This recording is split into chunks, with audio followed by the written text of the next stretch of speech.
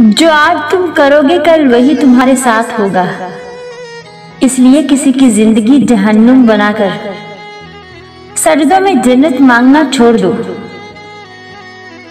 कुछ ताल्लुकात हमें खत्म करने ही पड़ते हैं, क्योंकि उनसे जारी वाबस्तगी सिर्फ लफ्ज ताल्लुक की हद तक होती है, उसमें एहसास का अंसर नहीं होता। उन्हें निभाने के नाम पर घसीटना पड़ता है, कभी पुराना हवाला देकर तो कभी कोई नाम दोहराकर। और जरूरी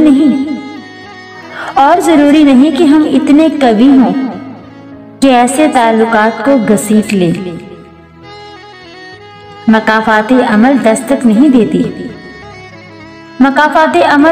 नहीं देती और ना ही उसे किसी दर के खुलने का इंतजार रहता है। ये तो जहां जाती है अपने लिए दरवाजे खोल ही लेती है।